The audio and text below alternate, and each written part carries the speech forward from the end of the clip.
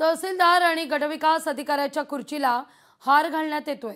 अधिकारी कार्यालयीन वेळेत हजर नसल्यानं खुर्चीला हा हार घातलेला आहे। नांदेडच्या तहसीलदार कार्यालयातील घटना आहे।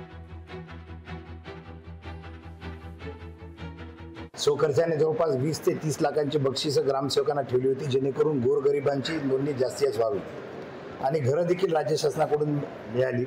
परंतु घरासाठी जे पहिले हप्ते दुसरे हप्ते जे पडतात त्यामध्ये प्रचंड प्रमाणामध्ये भ्रष्टाचाराचे आरोप माझ्यापर्यंत आले होते।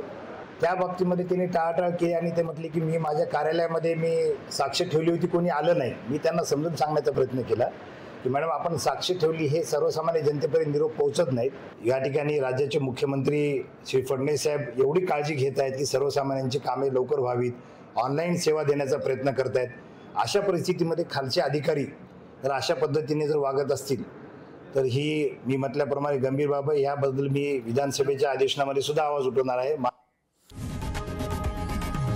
लोकशाही मराठी ऐका, पहा, जागरूक रहा।